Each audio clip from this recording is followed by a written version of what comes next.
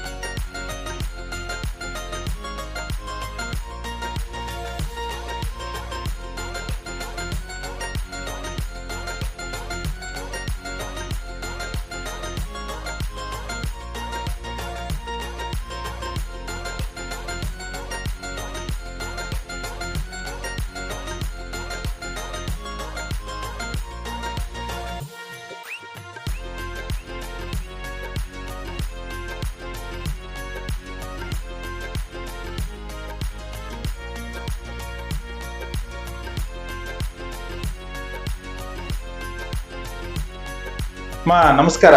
ನಮಸ್ಕಾರ ಸರ್. ನೀವು ಎಷ್ಟು ವರ್ಷದಿಂದ ಈ ಹಾಸ್ಪಿಟಲ್ ಗೊತ್ತಮ್ಮ ನಿಮಗೆ? ಸರ್ ನಾವು 35 ವರ್ಷದಿಂದ ಬರ್ತಾ ಇದ್ದೀವಿ. ನಮ್ಗೆ ಇಲ್ಲಿ ಬಂದಾಗೆ ನಮ್ಗೆ ಮೇಲಾಗಲ್ಲ, ಇಲ್ಲಿ ತೋರ್ಸೋ ಮೇಲಾಗಲ್ಲ. ಆದ್ರೂ ಆಸ್ಪತ್ರೆ ಒಳ್ಳೆ ನಮ್ಗೆ ಅನುಕೂಲ ಮಾಡ್ಕೊತಾರೆ. ಇಲ್ಲಿ ತುಂಬಾ ಒಳ್ಳೆ ಡಾಕ್ಟರ್ಗಳು. ಆದ್ರೆ ತುಂಬಾ ವರ್ಷದಿಂದ ಬರ್ತಾ ಇದ್ದೀವಿ. ನಮ್ಮ ಮಕ್ಳಿಗೆ, ಮೊಮ್ಮಕ್ಳಿಗೆ ಇಲ್ಲೇ ತೋರಿಸ್ತಾ ಇದ್ದೀವಿ. ತುಂಬಾ ಚೆನ್ನಾಗಿ ನೋಡ್ತಾರೆ, ಚೆನ್ನಾಗಿ ಅನುಕೂಲ ಐತೆ. ಆಮೇಲೆ ರೈಟ್ ಕಮ್ಮಿ ಐತೆ. ಎಲ್ಲಾ ಆಸ್ಪತ್ರೆಗಿನ್ನ ಇಲ್ಲಿ ರೈಟ್ ಕಮ್ಮಿ ಐತೆ. ಬಡವ್ರ ಬಗ್ಗರಿಗೆಲ್ಲ ಇವರು ಬಾಂಧವ ಇದ್ದಂಗೆ, ಒಂಥರ ದೇವ್ರಿದ್ದಂಗೆ ನಮ್ಗೆ ಅಂತ ನಮಸ್ಕಾರ ಬಂಧುಗಳೇ, ತಮ್ಮೆಲ್ಲರಿಗೂ ಜನಜಾಗೃತಿ ಚಾನಲ್ಗೆ ಸ್ವಾಗತ. ಇವತ್ತಿನ ದಿವಸ ನಾವು ಡಾಕ್ಟರ್ ಮಂಜುನಾಥ್ ಅವರನ್ನ ಸಂದರ್ಶನ ಮಾಡೋಣ. ಡಾಕ್ಟ್ರೇ ನಮಸ್ಕಾರ. ನನ್ನ ಹೆಸರು ಡಾಕ್ಟರ್ ಮಂಜುನಾಥ್. ನಾನು ಮೆಡಿಕಲ್ ಗ್ಯಾಸ್ಟ್ರೆಂಟರಾಲಜಿಸ್ಟ್. ಎಂಡೋಸ್ಕೋಪಿ, ಕೊಲೋಸ್ಕೋಪಿ ಎಲ್ಲ ಪ್ರೊಸೀಜರ್ಸ್ ಎಲ್ಲ ಮಾಡ್ತೀನಿ. ಎಂಡೋಸ್ಕೋಪಿ ಅಂತ ಹೇಳಿದ್ರೆ ಏನು ಡಾಕ್ಟ್ರೆ? ಎಂಡೋಸ್ಕೋಪಿ ಅಂದ್ರೆ ಅದು ಆಪರೇಷನ್ಗಿನ್ನ ತುಂಬಾ ಸಿಂಪಲ್ ಪ್ರೊಸೀಜರ್. ಅದು ಒಂದು ಸಣ್ಣ 1 ಮೀಟರ್ ಕೇಬಲ್ ತರ ಇರೋ ಪೈಪ್, ಅದರಲ್ಲಿ ಕ್ಯಾಮ್ರಾ ಹೊಟ್ಟೆ ಒಳಗಡೆ ಪ್ರಾಬ್ಲಮ್ ಏನೋ ಅಂತ ನೋಡುವಂತ ಪ್ರೊಸೀಜರ್. ಅದೇನು ಅಂತ ಕಾಂಪ್ಲಿಕೇಟೆಡ್ ಏನಿರಲ್ಲ. ಇದನ್ನ ಯಾವ ಸಂದರ್ಭದಲ್ಲಿ ಮಾಡಲಾಗುತ್ತೆ? ಎಲ್ಲರೂ ಗೊತ್ತಿರೋಂಗೆ ಗ್ಯಾಸ್ಟ್ರಿಕ್ ಪ್ರಾಬ್ಲಮ್ ತುಂಬಾನೇ ಆಗ್ತಾ ಇರೋ ಸಮಸ್ಯೆ ಇವಾಗ. ತುಂಬಾ ಹೊಟ್ಟೆ ಉರಿ, ವಾಂತಿ, ಹೊಟ್ಟೆ ನೋವು, ಆಮೇಲೆ ಊಟ ಸೇರದೆ ಇರೋದು, ತೇಗ್ ಬರ್ತಾ ಇರೋದು, ಇಂಥ ಸಂದರ್ಭಗಳಲ್ಲಿ ಮಾಡುವಂತ ಟೆಸ್ಟ್. ಎಂಡೋಸ್ಕೋಪಿ ಮಾಡುವಾಗ ಈ ರೋಗಿಗಳಿಗೆ ಏನನ್ನ ತುಂಬಾ ನೋವಾಗುತ್ತಾ? ಎಂಡೋಸ್ಕೋಪಿ ಮಾಡ್ಬೇಕಾದ್ರೆ ಏನು ನೋವೇನಾಗಲ್ಲ. ನೋವಾಗಬಾರ್ದು, ವಾಂತಿ ಬರೋ ಸೆನ್ಸೇಷನ್ ಇರುತ್ತೆ. ಆಗ್ಬಾರ್ದು ಅನ್ನೋದಕ್ಕೆ ಒಂದು ಸ್ಪ್ರೇ ಕೊಟ್ಬಿಟ್ಟು ಮಾಡ್ತೀವಿ. ಒಂದು 5 ನಿಮಿಷ ಪ್ರೊಸೀಜರ್ ಅಷ್ಟೇ, ನೋವು ಆಗುವಂಥದ್ದೇನಿಲ್ಲ. ಮತ್ತೆ ಈ ಹೊಟ್ಟೆ ಉರಿ, ಗ್ಯಾಸ್ಟ್ರಿಕ್ ಈ ತರದಕ್ಕೆ ಕಾರಣ ಏನು? ನಾವು ತಿನ್ನೋ ಆಹಾರ, ಟೈಮ್ ಸರಿಗೆ ಊಟ ಮಾಡದೇ ಇರುವಂಥದ್ದು, ಸ್ಟ್ರೆಸ್, ಇದೆಲ್ಲ ಮೇನ್ ಮುಖ್ಯ ಕಾರಣ ಆಗುತ್ತೆ. ಆಮೇಲೆ ಔಟ್ಸೈಡ್ ಫುಡ್, ಇದೆ ಮೇನ್ ಕಾರಣಗಳೇ ಇದು. ಎಂಡೋಸ್ಕೋಪಿಯ ಲಕ್ಷಣಗಳೇನು? ತುಂಬಾ ಪದೇ ಪದೇ ಹೊಟ್ಟೆ ನೋವು ಬರ್ತಾ ಇರೋದು, ಅಜೀರ್ಣ ಆಗೋದು, ವಾಮಿಟ್ ಆಗೋದು, ಊಟ ಸೇರದೇ ಇರುವಂಥದ್ದು, ಸ್ವಲ್ಪ ಊಟ ಮಾಡಿದ್ರು ಹೊಟ್ಟೆ ಬೇಗ ತುಂಬುವಂಥದ್ದು, ಇದೆಲ್ಲ ಕಾರಣಗಳು. ಮತ್ತೆ ಇಂದಿನ ಯುವಕರಲ್ಲಿ ಅಜೀರ್ಣ ಮತ್ತೆ ಜೀರ್ಣಶಕ್ತಿ ಆಗದೆ ಇರುವಂತಹ ಸಮಸ್ಯೆಗಳು ಬಹಳ ಕಾಣ್ತಾ ಇದ್ದಾವೆ. ಇದ್ರ ಬಗ್ಗೆ ನೀವೇನು ಅವ್ರಿಗೆ ವಿವರಣೆ ಕೊಡ್ತೀರಾ? ಈಗಿನ ಕಾಲದಲ್ಲಿ ಟೈಮ್ ಕರೆಕ್ಟಾಗಿ ಊಟ ಮಾಡಬೇಕು. ಔಟ್ಸೈಡ್ ಆಚೆ ಕಡೆ ಊಟ ಮಾಡುವಂಥದ್ದು ಎಲ್ಲ ಜಂಕ್ ಫುಡ್ ಜಾಸ್ತಿ, ಇದು ಮೇನ್ ಕಾರಣ ಆಗುತ್ತೆ. ಅದರಿಂದ ಜಾಸ್ತಿ ಫೈಬರ್ ಇರುವಂಥದ್ದು ಹಣ್ಣುಗಳು, ಇಲ್ಲ ಆ ಥರ ಹಣ್ಣು, ತರಕಾರಿ, ಜಾಸ್ತಿ ಫೈಬರ್ ಇರುವಂಥ ತರಕಾರಿಗಳನ್ನ ತಗೊಂಡ್ರೆ ಆವಾಗ ಸ್ವಲ್ಪ ಈ ಸಮಸ್ಯೆಗಳಿಂದ ದೂರ ಇರಬಹುದು. ಮತ್ತೆ ಎಂಡೋಸ್ಕೋಪಿ ಮೂಲಕ ಯಾವ್ಯಾವ ಕಾಯಿಲೆಗಳನ್ನ ಕಂಡುಹಿಡಿಬಹುದು? ಮೇನ್ ಫಸ್ಟ್ ಜಾಸ್ತಿ ಬರುವಂತ ಕಾಯಿಲೆನೆ ಗ್ಯಾಸ್ಟ್ರಿಕ್, ಒಳಗಡೆ ಗ್ಯಾಸ್ಟ್ರಿಕ್ ಅಲ್ಸರ್. ಆ ಗ್ಯಾಸ್ಟ್ರಿಕ್ ಅಲ್ಸರ್ ಮೇನ್ ಟ್ರೀಟ್ಮೆಂಟ್ ಕೊಡ್ಬೇಕಾಗುತ್ತೆ. ಅದು ಕಂಟ್ರೋಲ್ ಆಗ್ಲಿಲ್ಲ ಅಂದ್ರೆ ತುಂಬಾ ದಿವಸಗಳ ನಂತರ ಕ್ಯಾನ್ಸರ್ ಎಲ್ಲರಿಗೂ ಕಾಡ್ತಿರೋ ಮೇನ್ ಕಾಯಿಲೆನೆ ಕ್ಯಾನ್ಸರ್. ಇದು ಗೊತ್ತೇ ಆಗಲ್ಲ. ಲಾಸ್ಟ್ ಸಣ್ಣ ಆಗಿ ಹೊಟ್ಟೆ ನೋವು ಬಂದು ಊಟ ತುಂಬಾ ಸೇರದೆ ಇದ್ದಾಗ ಆ ಲಾಸ್ಟ್ ಸ್ಟೇಜ್ ಅಲ್ಲಿ ಮಾಡಿದ್ರೆ ಏನು ಪ್ರಯೋಜನ ಆಗಲ್ಲ. ಮತ್ತೆ ಕೆಲವು ಜನಗಳು ಉಪವಾಸ ಮಾಡ್ತಾರೆ, ಮತ್ತೆ ಟೀ ಕಾಫಿನ ಅತಿ ಹೆಚ್ಚಾಗಿ ಉಪಯೋಗಿಸ್ತಾರೆ. ಇದರಿಂದ ಏನಾದರೂ ಸಮಸ್ಯೆ ಬರುತ್ತಾ?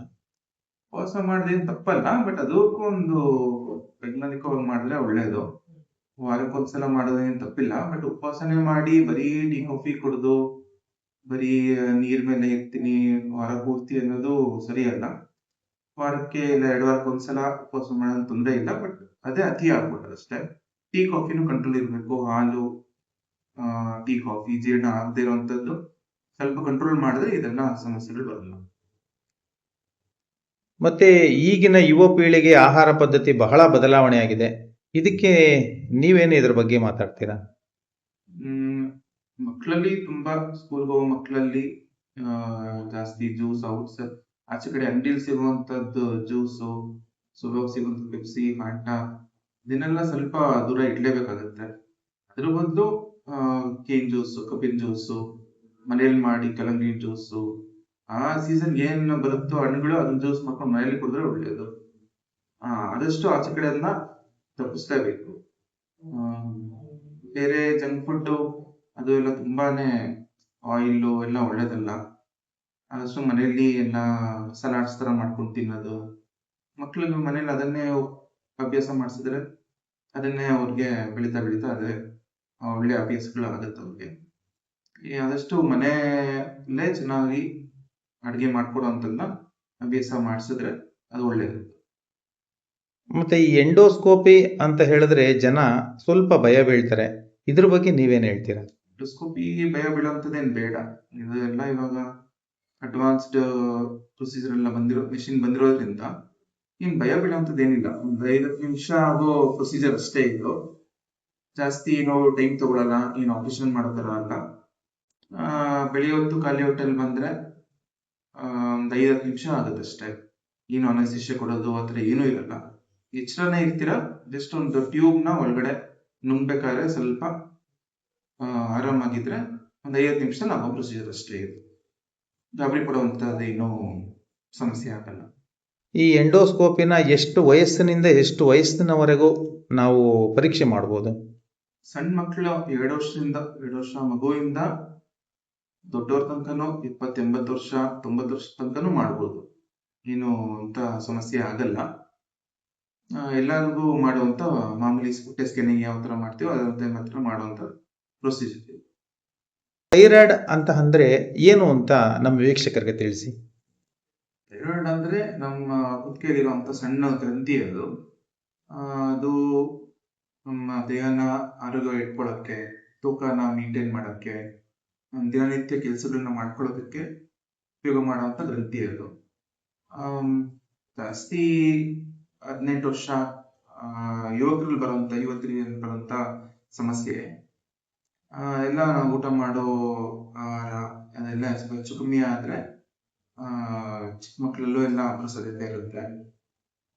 ಅದು ಲಕ್ಷಣಗಳು ಅಷ್ಟು ಸುಲಭವಾಗಿ ಯಾರಿಗೂ ಗೊತ್ತಾಗಲ್ಲ. ತೂಕ ಜಾಸ್ತಿ ಆಗೋದು, ಜಾಸ್ತಿ ಕೂದಲು ಉದುರೋದು ಚಿಕ್ಕ ವಯಸ್ಸಿಗೆ, ಆಮೇಲೆ ಲೇಡೀಸ್ ಅಲ್ಲಿ ಪೀರಿಯಡ್ಸ್ ಟೈಮ್ಗೆ ತಿಂಗಳ ಕರೆಕ್ಟ್ ಮುಟ್ಟ ಆಗದೆ ಇರುವಂತದ್ದು, ಇದೆಲ್ಲ ಲಕ್ಷಣಗಳು. ಇದೆಲ್ಲ ಶುರುವಿನ ಗೊತ್ತಾಯ್ತು ಅಂದ್ರೆ ಟ್ರೀಟ್ಮೆಂಟ್ ಎಲ್ಲ ಕೊಡೋದಕ್ಕೆ ಸರಿ ಹೋಗುತ್ತೆ. ಆದಷ್ಟು ಇದು ನೆಗ್ಲೆಕ್ಟ್ ಮಾಡಕ್ ಹೋಗ್ಬಾರ್ದು. ಇಲ್ಲಾಂದ್ರೆ ಮಕ್ಕಳಾಗೋದಕ್ಕೆಲ್ಲ ತೊಂದರೆ ಆಗುತ್ತೆ. ಬೆಳೀತಾ ಮತ್ತೆ ಲೈಫ್ ಲಾಂಗ್ ಈ ತೊಂದರೆಯಿಂದ ತುಂಬಾ ಸರಿಯಾಗಿ ತೂಕ ಜಾಸ್ತಿ ಆಗೋದು, ಸರಿಯಾಗಿ ಊಟ ಮಾಡಕ್ಕಾಗದೇ ಇರೋದು, ಇದೆಲ್ಲ ಪ್ರಾಬ್ಲಮ್ ಬರುತ್ತೆ. ಕರೆಕ್ಟಾಗಿ ಥೈರಾಯ್ಡ್ ಒಂದು ಲೆವೆಲ್ ಮೇಂಟೈನ್ ಮಾಡ್ಕೊಂಡು ಹೋದ್ರೆ ಏನು ಸಮಸ್ಯೆ ಆಗಲ್ಲ. ಚಿಕ್ಕ ಮಕ್ಕಳಲ್ಲೇ ಇದು ಕಂಡುಹಿಡಿದು ಟ್ರೀಟ್ಮೆಂಟ್ ಕೊಟ್ರೆ ಮುಂದೆ ಬರುವಂಥದ್ದು ಸ್ವಲ್ಪ ತಪ್ಪಿಸ್ಬೋದು. ಒಂದ್ಸಲ ಥೈರಾಯ್ಡ್ ಜಾಸ್ತಿಯಾಗಿ ಬಂದ್ಮೇಲೆ ಅದು ಲೈಫ್ ಲಾಂಗ್ ಟ್ರೀಟ್ಮೆಂಟ್ ಬೇಕೇ ಬೇಕಾಗುತ್ತೆ. ಸೊ ಕರೆಕ್ಟ್ ಟೈಮ್ಗೆ ಫಾಲೋ ಅಪ್ ಮಾಡ್ಕೊಂಡಿದ್ರೆ ಏನು ಸಮಸ್ಯೆ ಏನಾಗಲ್ಲ. ಮಾತ್ರೆಗಳನ್ನ ಟೈಮ್ ತಗೊಂಡ್ರೆ ಒಳ್ಳೇದು. ಈ ಥೈರಾಯ್ಡ್ ಪ್ರಾಬ್ಲಮ್ ಜಾಸ್ತಿ ಹೆಣ್ಮಕ್ಳಲ್ಲೂ ಅಥವಾ ಗಂಡಸರಲ್ಲಿ ಯಾರಲ್ಲಿ ಕಾಣ್ಬರುತ್ತೆ? ಜಾಸ್ತಿ ಹೆಣ್ಮಕ್ಳಲ್ಲೇ ಬರೋದು. ಸುಮಾರು 16 ವರ್ಷದಿಂದ ಮುಟ್ಟು ಸ್ಟಾರ್ಟ್ ಆಗಿ ಅಲ್ಲಿಂದ 16 ವರ್ಷದಿಂದ 25 ವರ್ಷದ ತನಕ ಹೆಣ್ಮಕ್ಳು ಕಾಣಿಸ್ಕೊಳ್ಳುತ್ತೆ. ಸ್ಟಾರ್ಟಿಂಗ್ ಅಲ್ಲಿ ಗೊತ್ತಾಗಲ್ಲ ಇದು. ತುಂಬಾ ಸಣ್ಣ ಆಗ್ಬಿಡ್ತಾರೆ, ತುಂಬಾ ನಡ್ಕ ಬರೋದು, ಬೆವರೋದು ಎಲ್ಲ ಆಗುತ್ತೆ. ಅದನ್ನ ನೆಗ್ಲೆಕ್ಟ್ ಮಾಡದೆ ಕರೆಕ್ಟಾಗಿ ಶುರುಲ್ಲೇ ಪರೀಕ್ಷೆ ಮಾಡಿಸಿ ಟ್ರೀಟ್ಮೆಂಟ್ ತಗೊಂಡ್ರೆ ಸರಿ ಮಾಡುವಂತ ಒಂದು ಕಾಯಿಲೆ ಕರೆಕ್ಟ್ ಆಗಿರುತ್ತೆ. ಈ ಥೈರಾಯ್ಡ್ ಏನಾದರೂ ವಂಶ ಪಾರಂಪರ್ಯಗತವಾಗಿ ಏನಾರ ಬರುತ್ತಾ? ವಂಶ ಪಾರಂಪರ್ಯಕ್ಕೂ ಬರುತ್ತೆ. ಥೈರಾಯ್ಡು ಮೇನ್ ಅಮ್ಮ ಅಜ್ಜಿ ಆ ಥರ ಅವ್ರಿಗೆಲ್ಲ ಇದ್ರೆ ಮಕ್ಳಿಗೂ ಬರುತ್ತೆ. ಅದು ಸ್ವಲ್ಪ ಹುಷಾರಾಗಿರ್ಬೇಕು. ಅದು ಜಾಸ್ತಿ ಈ ಫುಡ್ ಅದೊಂದು ಕರೆಕ್ಟ್ ಆಗಿದ್ರೆ ಸ್ವಲ್ಪ ಬರೋದನ್ನ ತಪ್ಪಿಸ್ಬೋದು. ಬಟ್ ಅದಕ್ಕೂ ಚೆಕ್ ಮಾಡಿಸ್ಕೊಂತ ಇದ್ರೆ ಒಳ್ಳೇದು. ಮತ್ತೆ ಈ ಥೈರಾಯ್ಡ್ ನಮಗಿದೆ ಅಂತ ಲಕ್ಷಣಗಳು ಯಾವ ರೀತಿ ಗೋಚರ ಆಗುತ್ತೆ? ಮೇನ್ ಹೆಣ್ಮಕ್ಳಲ್ಲಿ ಮುಟ್ಟು ಕರೆಕ್ಟ್ ಆಗ್ತಾ ಇರಲ್ಲ, ಒಂದೊಂದು ತಿಂಗಳು ಮಿಸ್ ಆಗುತ್ತೆ, ಒಂದೊಂದು ತಿಂಗಳು 2-3 ಸಲ ಆಗ್ತಾರೆ. ಆಮೇಲೆ ತುಂಬಾ ಕೂದಲಿರೋದು, ಆಮೇಲೆ ಸರಿಯಾಗಿ ಓದ್ತಾ ಇರಲ್ಲ, ಕಾನ್ಸಂಟ್ರೇಷನ್ ಇರಲ್ಲ, ಆಮೇಲೆ ಕೈಯೆಲ್ಲ ಬೆವರೋದು, ಕೈ ನಡ್ಕ ಬರೋದು, ಒಂಥರ ಡಲ್ ಆಗಿರ್ತಾರೆ, ಮಂಕಾಗಿರ್ತಾರೆ ಯಾವಾಗ್ಲೂ. ಇದೆಲ್ಲ ಮಾಮೂಲಿ ಸಾಮಾನ್ಯ ಬರುವಂತ ಲಕ್ಷಣ. ಈ ಥೈರಾಯ್ಡ್ ಬಂದಾದ್ಮೇಲೆ ಒಂದು ಸಲ ರೋಗಿ ಏನಾರ ಟ್ರೀಟ್ಮೆಂಟ್ ಸ್ಟಾರ್ಟ್ ಆದ್ರೆ ಅಥವಾ ಮಾತ್ರೆ ಪ್ರಾರಂಭಿಸಿದ್ರೆ ಅದು ಅವರ ಜೀವನ ಪರ್ಯಂತ ತಗೋಬೇಕಾ ಅಥವಾ ಏನಾದ್ರೂ ಮಧ್ಯದಲ್ಲಿ ನಿಲ್ಲಿಸ್ಬೋದಾ? ಆ ರೋಗ ವಾಸಿ ಆಗುತ್ತಾ? ಅದು 2-3 ತರ ಬರುತ್ತೆ ಥೈರಾಯ್ಡ್ ಸಮಸ್ಯೆ. ಒಂದು ಸಬ್ಕ್ಲಿನಿಕಲ್ ಹೈಪೋಥೈರಾಯ್ಡಿಸಮ್ ಅಂತ ಹೇಳ್ತೀವಿ. ಅದು ಬಂದಾಗ ಶುರುಲನೇ ಕರೆಕ್ಟ್ ಟ್ರೀಟ್ಮೆಂಟ್ ತಗೊಂಡ್ರೆ ಒಂದ್ಸಲ ನಾರ್ಮಲ್ ಲೆವೆಲ್ ಬರುತ್ತೆ. ಒಂದ್ಸಲ ಥೈರಾಯ್ಡ್ ಫುಲ್ ಡ್ಯಾಮೇಜ್ ಆಗಿ ಆಟೋ ಇಮ್ಯೂನ್ ಡಿಸಾರ್ಡರ್ ಆದಾಗ ಅವಾಗ ಲೈಫ್ ಲಾಂಗ್ ಮಾತ್ರೆಗಳು ಬೇಕಾಗುತ್ತೆ. BP ಶುಗರ್ ಬಂದಂಗೆ ಇದನ್ನು, ಬಟ್ ಥೈರಾಯ್ಡ್ ಮಾಮೂಲಿ ನಮ್ಮ ಡೈಲಿ ಮಾಡೋ ಕೆಲಸಕ್ಕೆ ಅದಕ್ಕೆಲ್ಲ ಬೇಕಾಗುತ್ತೆ. ಸೊ ಕಂಟಿನ್ಯೂಸ್ ಆಗಿದ್ರೆ ಒಳ್ಳೇದು. ತುಂಬಾ ಮಿಸ್ ಮಾಡಕ್ ಹೋಗ್ಬಾರ್ದು. ನೀವು ನಮ್ಮ ಪ್ರೇಕ್ಷಕರಿಗೆ ಇದ್ರ ಬಗ್ಗೆ ಏನಾದರೂ ಒಂದು ಮುನ್ನೆಚ್ಚರಿಕೆಯಾಗಿರಿ ಅಂತ ಏನಾನ ಒಂದು ಅಡ್ವೈಸ್ ಕೊಡ್ತೀರಾ? ಮುನ್ನೆಚ್ಚರಿಕೆ ಅಂದ್ರೆ ಜಾಸ್ತಿ ನಾವು ಈಗಿನ ಕಾಲದಲ್ಲಿ ಜಾಸ್ತಿ ಆಚೆ ಊಟ, ಈ ಸಕ್ಕರೆ ಪ್ರಾಸೆಸ್ಡ್ ಫುಡ್ ತಗೊಳ್ಳೋದ್ರಿಂದ ಈ ಎಲ್ಲ ಆಟೋ ಇಮ್ಯೂನ್ ಪ್ರಾಬ್ಲಮ್ ಎಲ್ಲ ಬರೋದು, ಥೈರಾಯ್ಡ್ ಅದೊಂದು. ಸೊ ಅದರಿಂದ ಜಾಸ್ತಿ ಸಕ್ಕರೆ, ಆಮೇಲೆ ಮೈದಾ, ಬಿಸ್ಕೆಟ್, ಬ್ರೆಡ್, ರಸ್ಕು ಇದೆಲ್ಲ ಜಾಸ್ತಿ ತಿನ್ನೋದನ್ನ ಅವಾಯ್ಡ್ ಮಾಡಿದ್ರೆ ಇದೆಲ್ಲ ಮುಂದೆ ಚಿಕ್ಕ ವಯಸ್ಸಲ್ಲೇ ಬರೋದನ್ನ ತಡಿಬಹುದು. ಮೇನ್ ಊಟನೇ ಮೆಡಿಸನ್, ಅದನ್ನು ಫಾಲೋ ಮಾಡಿದ್ರೆ ಏನು ತೊಂದರೆ ಆಗಲ್ಲ. ತುಂಬಾ ಧನ್ಯವಾದಗಳು ಡಾಕ್ಟ್ರೆ. ಧನ್ಯವಾದ.